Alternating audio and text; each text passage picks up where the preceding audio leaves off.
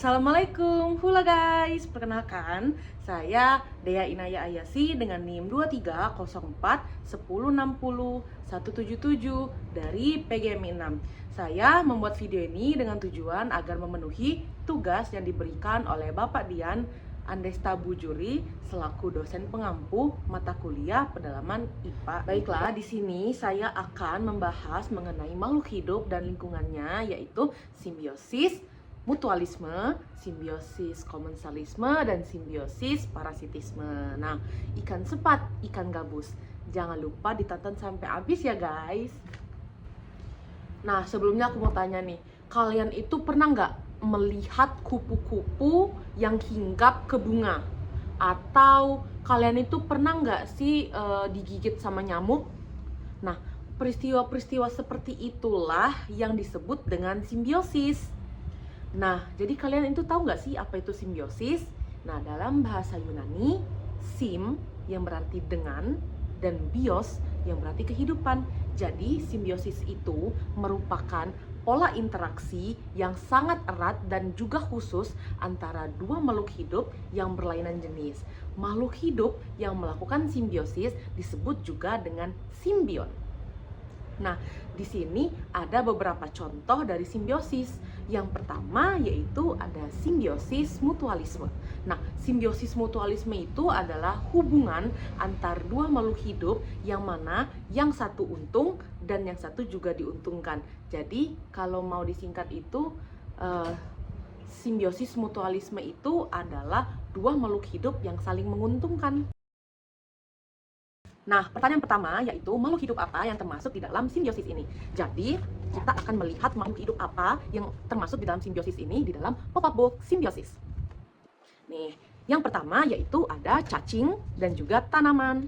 Nah, jadi cacing itu membantu dalam membuat lubang di dalam tanah agar air dan juga udara itu mudah diserap oleh akar. Lalu keuntungan untuk cacing itu apa? Nah, keuntungan untuk cacing itu, cacing mendapatkan makanan dari daun-daun kering yang berguguran, yang membusuk. Jadi di antara tanaman dan juga cacing itu saling menguntungkan. Yang untuk tanaman, dia dibantu untuk dapat ada udara dan air yang masuk. Sedangkan untuk cacing, keuntungannya itu dia mendapatkan makanan dari daun-daun yang sudah gugur. Tuh. Yang kedua yaitu ada kupu-kupu dan juga bunga. Nah, kenapa mereka ini saling menguntungkan? Karena yang pertama, kupu-kupu itu kan mendapatkan makanan dari bunga yang bernama nektar. Setelah itu, bunga itu mendapatkan keuntungan, dia dibantu kupu-kupu untuk penyerbukan saat kupu-kupu itu berpindah dari satu bunga ke bunga yang lain. Jadi, antara kupu-kupu dan juga bunga itu saling menguntungkan. Kupu-kupu mendapatkan makanan dan juga bunga mendapatkan dibantu penyerbukannya sama kupu-kupu.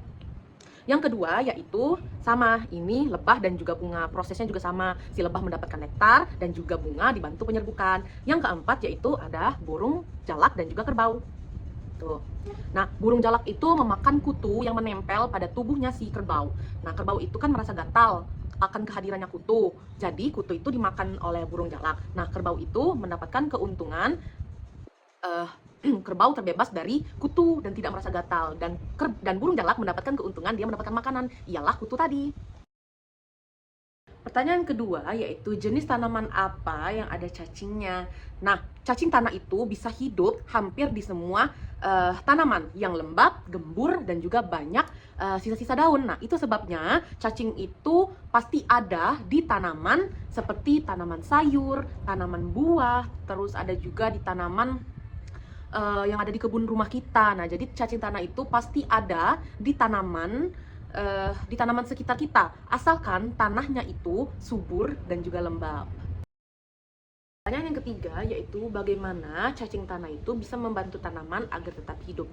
Jadi cacing tanah itu bisa membantu tanaman agar tetap hidup dengan cara cacing itu menggemburkan tanah. Nah, atau cacing itu membuat lubang di dalam tanah gitu kan. Jadi itu bisa memudahkan akar untuk tumbuh dengan mudah gitu kan. Nah, lubang-lubang itu juga membuat udara itu masuk ke dalam tanah, jadi akar itu bisa bernafas. Selain itu, kotoran dari cacing itu juga bisa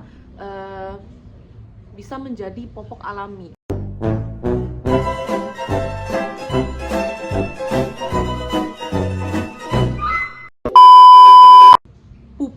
Pupuk alami yang dapat menyuburkan tanahnya. dengan seperti itu, cacing tanah itu membuat tanah menjadi lebih sehat dan subur untuk tanaman. Setelah ini, aku akan menunjukkan ada video hasil pengamatan aku terhadap cacing yang ada di dalam tanah.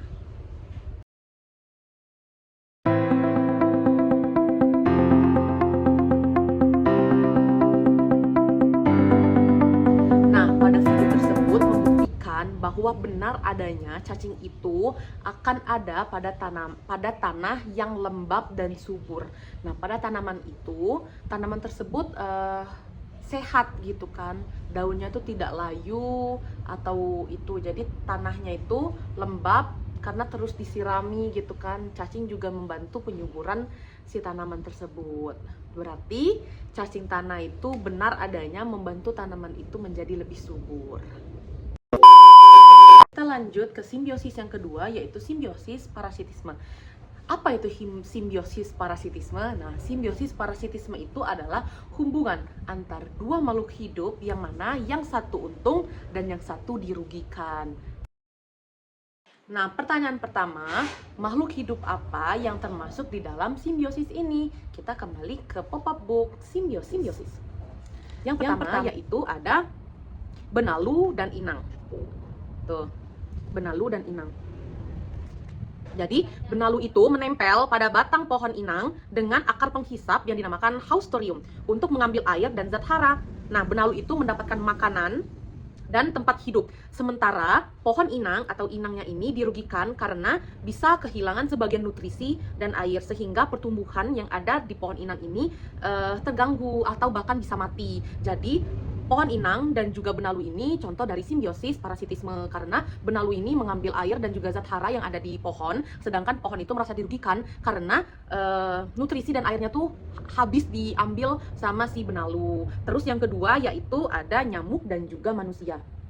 Nah, nyamuk itu kan menghisap darah manusia, nah sehingga manusia itu merasa dirugikan, manusia itu merasa gatal, atau bahkan bisa sakit setelah digigit sama nyamuk. Jadi keuntungannya itu hanya ada di satu pihak, yaitu di pihak si nyamuk. Si nyamuk mendapatkan darah kita, sedangkan kita dirugikan karena kita gatal-gatal, bahkan kita bisa sakit. Kita lanjut contoh yang ketiga, yaitu anjing dan juga kutu. Nah, kutu itu sama seperti nyamuk, menghisap darah. Jadi kutu itu menghisap darah anjing sehingga anjing itu merasa gatal-gatal, dan juga anjing itu juga bisa berisiko mati karena kehabisan darah, karena darahnya itu diambil sama kutu. Terus contoh yang keempat yaitu ada lalat dan juga buah. Nah, lalat itu ketika hinggap di suatu makanan atau buah, dia itu bisa bertelur atau berkembang biak. Jadi menyebabkan si buahnya itu membusuk gitu, membusuk atau tak layak makan. Jadi di antara lalat dan buahnya ini hanya diuntungkan si lalat saja. Buahnya merasa dirugikan karena busuk gitu. Pertanyaan yang kedua yaitu mengapa hubungan benalu dan inangnya itu disebut dengan parasitisme. Nah, hubungan benalu dan inangnya itu disebut sebagai parasitisme karena benalu itu kan menumpang hidup pada pohon inang dengan cara menempel dan juga mengambil air serta zat hara untuk keberlangsungan hidup si benalu tersebut. Nah, sedangkan pohon itu merasa dirugikan. Mengapa? Karena cadangan makanan pohon inang itu habis diambil sama benalu tersebut. Air dan juga zat hara kan diambil sama benalu, sehingga yang mendapatkan keuntungan itu hanya si benalu. Jadi hanya satu pihak yang mendapat keuntungan, yaitu benalu, sedangkan pohon inang hanya mendapatkan sebuah kerugian. Untuk pertanyaan yang ketiga yaitu apakah tumbuhan inang terlihat sehat atau terganggu pertumbuhannya? Nah, untuk menjawab pertanyaan ini, saya akan menampilkan video pada saat saya mengobservasi atau mengamati inang dan juga benalu. Ini videonya. Baiklah teman-teman, jadi ini adalah contoh dari simbiosis parasitisme, yang mana benalu tersebut menempel pada pohon. Nah, simbiosis parasitisme itu kan yang satu untung dan satu rugi. Nah, yang rugi itu adalah si pohon. Mengapa? Karena benalu itu mengambil air di dalam pohon tersebut, makanya yang disebut dengan simbiosis parasitisme. Nah, pada saat observasi tersebut, saya itu bisa melihat bahwa pohon inang itu pertumbuhannya itu terganggu akan keberadaannya si benalu. Mengapa? Pada saat saya melihat daun yang ada di pohon inang tersebut, daunnya itu tidak terlihat sehat. Jadi daunnya itu seperti berwarna hijau yang muda banget, yang sudah hampir menguning, bahkan ada daun-daun yang berwarna coklat. Jadi benar adanya jika benalu menempel pada pohon inang itu membuat pertumbuhan si pohon inangnya itu terganggu, karena di sekitar pohon tersebut sudah banyak daun-daun yang berjatuhan dari pohon inang tersebut. Jadi untuk pertanyaan apakah tumbuhan inang terlihat sehat atau terganggu pertumbuhannya. Jadi jelas pohon inang itu merasa terganggu pertumbuhannya akan kehadiran si benalu. Nah, kita lanjut ke simbiosis yang terakhir, yaitu simbiosis komensalisme. Nah, simbiosis komensalisme ini adalah hubungan antar dua makhluk hidup yang mana satu pihak mendapatkan keuntungan dan pihak lainnya itu tidak diuntungkan maupun dirugikan. Makhluk hidup apa sih yang mendapatkan, yang termasuk di dalam simbiosis tersebut? Nah, di dalam pop-up book simbiosis ini terdapat ada ikan hiu dan juga ikan remora. Nah, jadi ikan remora itu menempel pada tubuh hiu untuk mendapatkan sisa-sisa makanan dari ikan hiu dan dapat berpergian tanpa takut dimangsa oleh ikan-ikan besar. Sedangkan hiu tidak merasa terganggu akan keberadaannya ikan remora tuh, seperti ini. Contoh yang kedua yaitu ikan badut dan juga anemon laut. Sama seperti ikan remora, jadi ikan badut ini mencari tempat perlindungan untuk hidup agar tidak dimangsa oleh predator. Nah, terus anemon laut ini tidak merasa terganggu akan kehadirannya ikan badut, sama seperti ikan hiu. Contoh yang ketiga yaitu ada anggrek dan juga pohon mangga. Nah, anggrek itu kan menempel pada pohon mangga untuk mendapatkan tempat hidup dan juga sinar matahari. Sementara pohon mangga itu tidak merasa dirugikan akan keberadaannya si anggrek tersebut.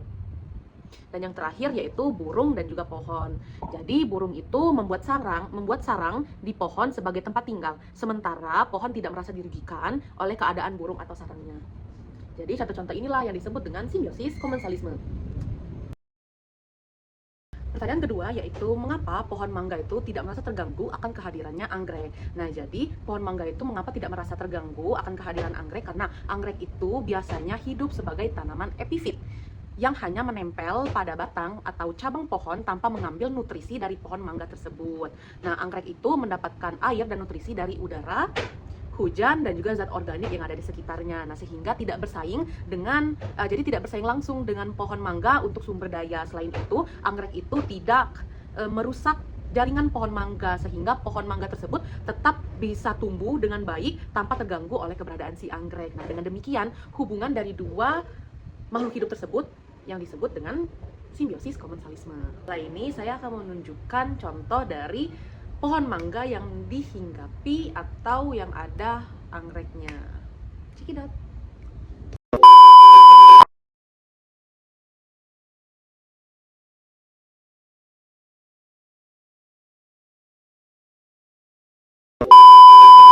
Jadi kesimpulannya itu adalah simbiosis itu merupakan hubungan erat antara dua makhluk hidup yang berbeda jenis dan keberlangsungan waktu yang berbeda-beda. Hubungan saling menguntungkan yang disebut simbiosis mutualisme, bisa juga dalam menguntungkan satu pihak tapi satu pihak yang merasa dirugikan yang disebut dengan simbiosis parasitisme, bisa juga yang satu untung dan yang satu itu tidak merasa dirugikan yang disebut dengan simbiosis komensalisme. Nah, dari sini kita tahu bahwa makhluk hidup itu saling bergantungan meskipun ketergantungannya itu berbeda-beda. Baiklah, mungkin hanya itu yang dapat saya sampaikan. Lebih dan kurang saya mohon maaf, kepada Allah saya mohon ampun, kepada Bapak saya mohon maaf. Dari saya, wabillahi taufik wal hidayah. Wassalamualaikum warahmatullahi wabarakatuh. Bye guys.